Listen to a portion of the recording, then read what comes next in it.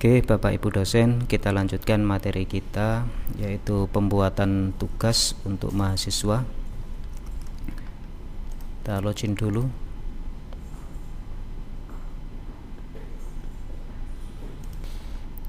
Kita klik site home, kemudian kita pilih mata kuliah yang ada, web programming 1. Setelah itu akan tampil tampilan dari pengelolaan kelas dari web programming 1. Selanjutnya, seperti tutorial sebelumnya, sebelum kita menambahkan tugas, langkah yang pertama kita klik menu di pojok kanan, kemudian kita pilih turn editing on.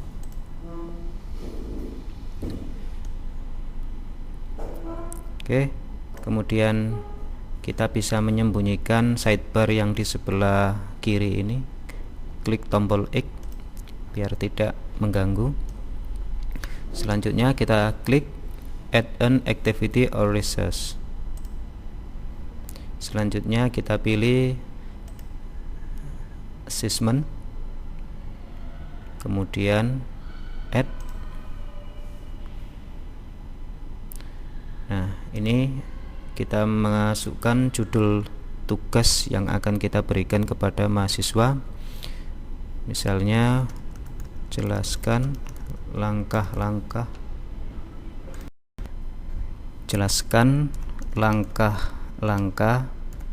instalasi dan konfigurasi web server. Kemudian di bawah ini ada allow submission from. Ini artinya kita menentukan mulai kapan mahasiswa bisa mengirim tugas. Jadi ini di-enablekan. Di sini otomatis tanggal 17 sesuai dengan tanggal pada saat kita membuat. Kemudian tanggal akhir due date ini otomatis 24, perkiraan 1 minggu. Jadi kita bisa mengkonfigurasi kalau memang tugas ini kita berikan maksimal 2 hari, berarti di sini kita ganti tanggal 18, atau kalau kita ingin lebih panjang durasi waktu untuk mengirim tugas, ini bisa kita ganti dengan tanggal yang lebih lama. Seandainya kita tidak membatasi pengiriman tugas ini, maka di due date checklist enable-nya ini kita hilangkan. Jadi ini kalau ini kita hilangkan, maka kita tidak membatasi tanggal akhir pengumpulan tugas. Oke, kita coba kasih waktu 17 sampai 18, misalnya saya buat 2 hari. Kemudian tanggal 18 terakhir jam 23.00. Kemudian cut off date ini untuk mencegah mahasiswa mengirimkan tugas. Meskipun di sini sudah ada due date, tanggal terakhir, namun kita perlu menambahkan cut off date.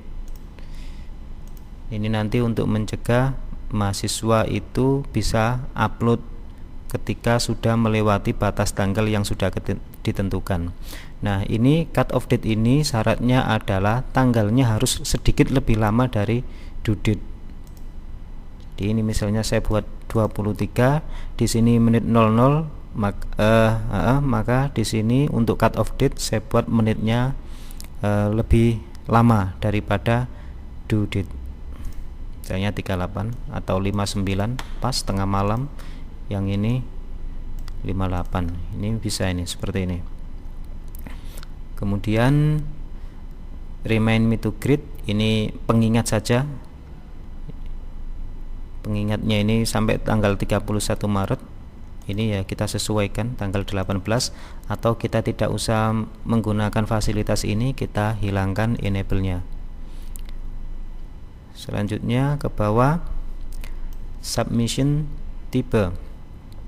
Di sini ada 2 pilihan tipe yang bisa jawaban dari mahasiswa tugas itu bisa dikirimkan. Yang pertama adalah online text. Online text ini berarti nanti mahasiswa itu mengetik langsung dari e-learning. Kemudian yang satunya file submission. Ini berarti untuk mengumpulkan tugas ini mahasiswa harus upload file.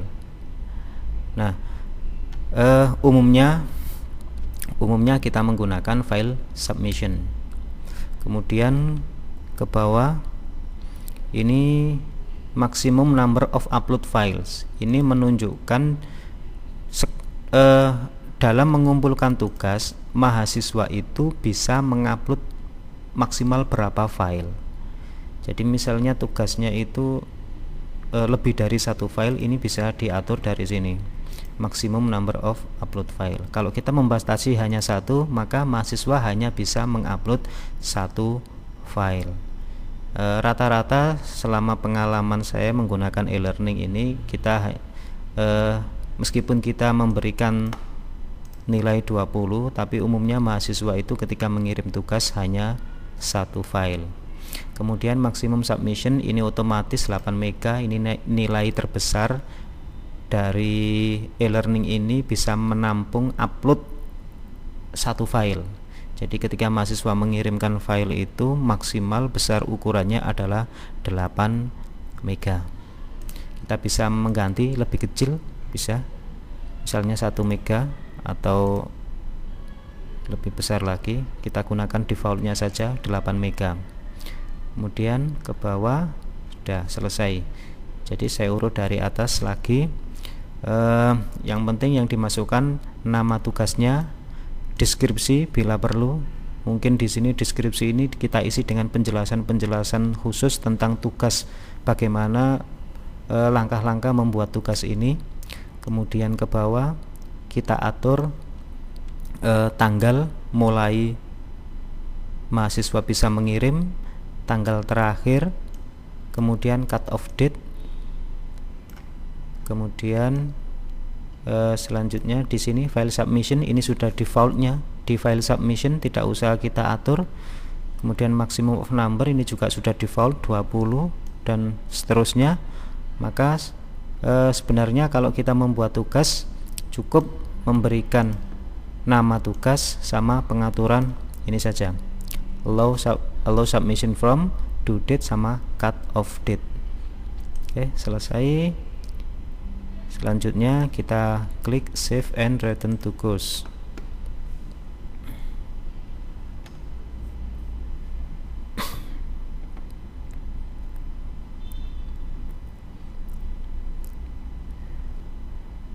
Oke, nah ini tugas sudah masuk.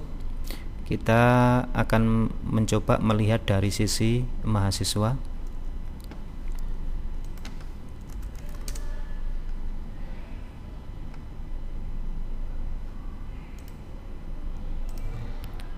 Yang sudah saya coba.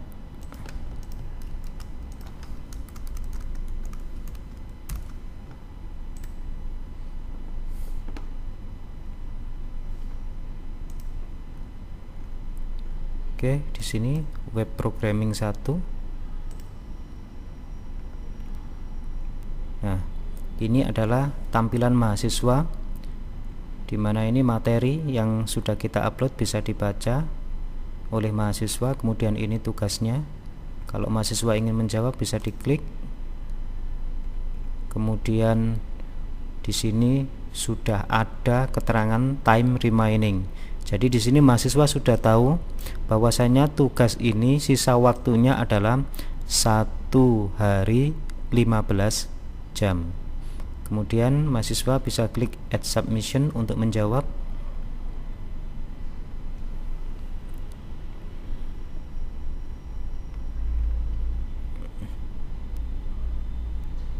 Ini masih loading. Nah, mahasiswa akan memasukkan filenya.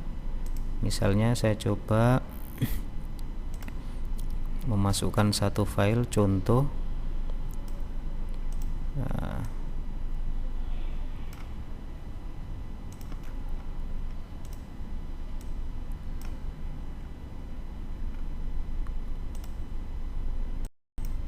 oke, misalnya mahasiswa mengirimkan tugas, ini filenya, kemudian di drag, save of save change ini adalah dari posisi mahasiswa. Nanti kita lihat bagaimana di posisi dosen.